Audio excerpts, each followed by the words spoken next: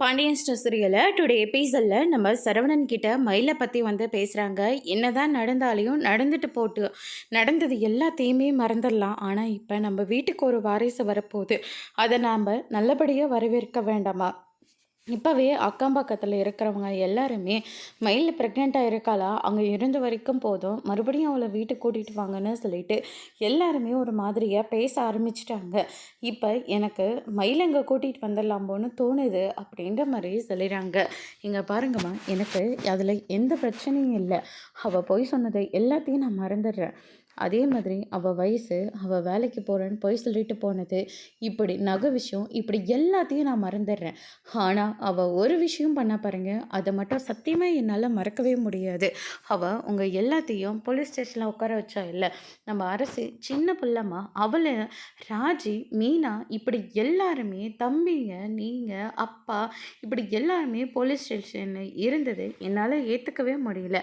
அது மட்டும் கிடையாது, நீங்கள் உங்களுக்கு போலீஸ் ஸ்டேஷனில் உடம்பு சரியில்லாமல் ஆச்சா, அப்போ உங்கள் பக்கத்துலேருந்து ஒருத்தர் கூட பார்த்துக்க முடியாத அளவுக்கு அவள் பண்ணிட்டாள். அது மட்டும் இல்லாமல் அவங்க அம்மா பண்ண விஷயம், இப்படி எதுவுமே என்னால் ஏற்றுக்கவே முடியாது. அவன் என் வாழ்க்கையிலே வேண்டாம், என்னை விட்டுருங்க. ஆனால் அஞ்சலி கூட பேசினேன், நான் இல்லைன்னு சொல்லலை, இப்போ வரைக்கும் நான் பேசிக்கிட்டு தான் இருக்கேன். ஆனால் அது நம்ம தங்கமயிலோட அம்மா அங்கே போய் பிரச்சனை பண்ணதுலேருந்து அஞ்சலி என்கிட்ட பேசுகிறதே இல்லை. அதை கூட என்னால் ஏற்றுக்க முடியுதுமா. ஆனால் இன்னொரு விஷயம், நானும் அஞ்சலியும் ஒன்றா தான் படிச்சிங்க. ஒருத்தர் மாதிரி ஒருத்தர் லவ் பண்ணிக்கிட்டு தான் இருந்தேன்.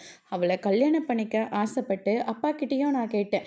அப்பா தான் வேண்டான்னு சொல்லிட்டாரு. சரின்னு சொல்லிட்டு அவளை மறந்துட்டு நீங்கள் சொல்கிற மாதிரி தங்கமயில நான் கல்யாணம் பண்ணிக்கிட்டேன். அவகிட்ட நான் எவ்வளோ விஷயங்களை அட்ஜஸ்ட் பண்ணி வாழ்ந்துக்கிட்டேன்.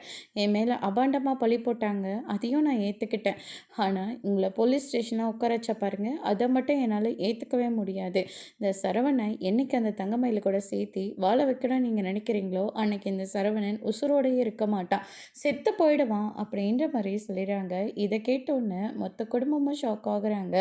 என்னடா சரவணா இப்படியெல்லாம் பேசுகிற? ஆமாம் மாமா, என்னால் முடியாது, என்னாலலாம் அவ கூட சேர்ந்து வாழ முடியவே முடியாது.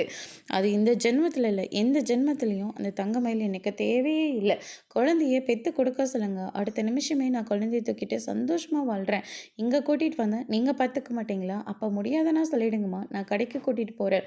அப்பா, கடைக்கு கூட்டிகிட்டு வரதுல உங்களுக்கு பிரச்சனை இருக்கா? இல்லைன்னா சொல்லுங்கள், நான் கூட்டிகிட்டு வரேன். அப்படி பிரச்சனை இருந்தால் நான் வேறு எங்கேயாவது குழந்தைய கூட்டிகிட்டு போயிட்டு நான் தனியாக வளர்த்துக்கிறேன். இந்த காலத்தில் எல்லாரும் ஒரு அம்மா அம்மா யாரும் இல்லாமல் கூட ஒரு குழந்தை வளருது. அந்த மாதிரி என் குழந்தைய நான் வளர்த்துட்டு போகிறேன் அப்படின்ற மாதிரி நம்ம சரவணன் சொல்லிக்கிட்டு இருக்காங்க. அதையும் மீறி என்னை சேர்த்து வைக்கணும்னு நினச்சிங்கன்னா சத்தியமாக நான் சொல்கிறேன், உசுரோடு எடுக்க மாட்டேன் அப்படின்ற மாதிரி பேசிட்டு போயிடுறாங்க. அதுக்கு அடுத்ததாக இதெல்லாம் கேட்டோன்னே வீட்டில் இருக்கிறவங்க ரொம்பவே அதிர்ச்சியில் இருக்காங்க. அதுக்கு அடுத்ததாக பார்த்திங்கன்னா மீனாவும் நம்ம ராஜ்யம் உட்காந்து காஃபி குடிச்சிட்டு பேசிகிட்டு இருக்காங்க. தங்கமயில் அக்கா இப்போ எப்படி இருக்காங்க? அவங்கள பார்த்து பேசணுன்னு ஆசையாக தான் இருக்குது. ஆனால் அங்கே போனால் தேவையில்லாமல் அவங்க அம்மா ஏதாவது பேசுவாங்களோன்னு சொல்லிட்டு தான் அங்கே போகிறதுக்கே என்ன வரமாட்டேங்குது அப்படின்ற மாதிரி சொல்லிடுறாங்க. நானும் அவங்க பேசுவாங்கலாம் எதிர்பார்க்கவே இல்லை. அதனால் நான் அமைதியாக கிளம்பி போயிட்டேன் அப்படின்னு சொல்லிட்டு இந்த சைடு நம்ம மீனா சொல்லிக்கிட்டு இருக்காங்க. அதுக்கு அடுத்ததாக கோமதி வராங்க. நீ எப்படி அப்படின்னு சொல்லிட்டு விசாரிச்சுட்டு இருக்காங்க. நான் முன்னதாக அத்தை வந்தேன், எனக்கும் கொஞ்சம் காஃபி தரியாமா அப்படின்னு சொல்லிட்டு கேட்கவும், உட்காருங்க அத்தை, நான் போய் எடுத்துகிட்டு வரேன்னு சொல்லிட்டு ராஜு போயிட்டு எடுத்துகிட்டு வரதுக்காக போகிறாங்க. அதுக்கு அடுத்ததாக பார்த்திங்கன்னா தங்கமயிலை பற்றி சரவணன் கிட்டே நாங்கள் பேசினோம். அவன் ரொம்ப பிடிவாதமாக இருக்கான். நம்ம என்ன சொன்னாலையும் அவன் ஏற்றுக்கவே மாட்டேங்கிறான். அவள் கூட வாழ சொன்னான், அவன் செத்துறவன்னு சொல்கிறான். அவன் மனசில் இருக்கிறது எல்லாத்தையும் இப்போதாம்மா கொட்டி தீத்தான் அப்படின்ற மாதிரியே சொல்லிடுறாங்க. தங்கமயில போயிட்டு, நீ பார்த்தியா? பார்த்துட்டு தான் அத்தை வரேன். நீங்களும் போய் மாமாவும் போய் பார்த்து பேசினதை அக்கா சொன்னாங்க. கேட்கவே ரொம்ப சந்தோஷமாக இருந்தது. அவங்களும் ரொம்ப சந்தோஷப்பட்டாங்க. அது மட்டும் இல்லை, சரவணம் போய் பார்த்துட்டு வந்தாண்டி, அதுவும் சொன்னாங்க அத்தை.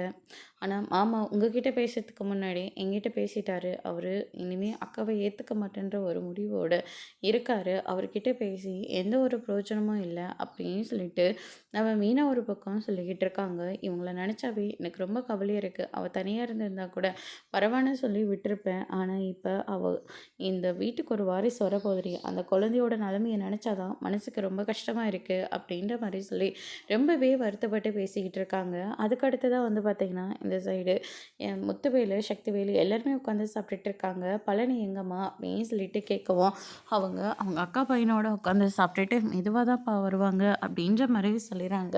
"இன்னும் என்ன வேலை உனக்கு? இங்க வந்து இருக்கலாம்ல" அப்படின்ற மாரி சொல்லிறாங்க. "யாரு எங்க வேணாலும் போலாம், வரலாம். அத யாராலயும் எதுவும் கேட்கவும் முடியாது" அப்படின்னு சொல்லிட்டு, அம்மாச்சி ஒரு பக்கம் சொல்லிக்கிட்டு இருக்காங்க. "ஆமா, சரவணன் பொண்டாட்டி எப்படி இருக்கா? டிஸ்சார்ஜ் ஆகி வீட்டுக்கு போயிருப்பான்னு நினைக்கிறேன். அவ வாழ்க்கைய அவங்க அம்மா பேச்ச கேட்டு அவளே கெடுத்துக்கிட்டா" அப்படின்ற மாரிலாம் சொல்லிக்கிட்டு இருக்காங்க.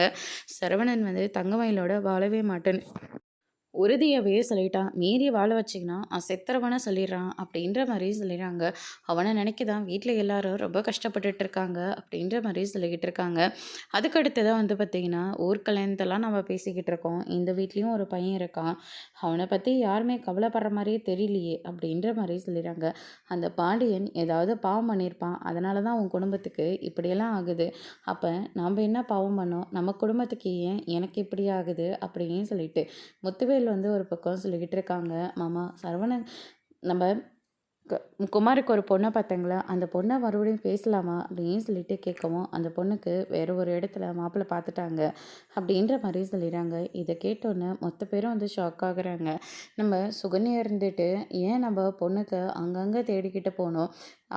அவனுக்கு அவங்க அத்தை பொண்ணே இருக்கால்ல, அத்தை பொண்ணா? நீ யாரம்மா சொல்ற? எதிர்த்த வீட்ல இருக்காளே அரசி, அவள தான் நாங்க சொல்றேன் அப்படின்ற மாரி சொல்லிறாங்க. இத கேட்டோன்னே எல்லாருமே ஷாக் ஆகுறாங்க. அதோட இன்னைக்கான எபிசோட் முடிச்சிருக்காங்க. இனி பாண்டியன் ஸ்டோர் சீரியல்ல அடுத்தடுத்து என்னெல்லாம் நடக்க போகுதுன்றத வெயிட் பண்ணி பார்க்கலாம். Thank you.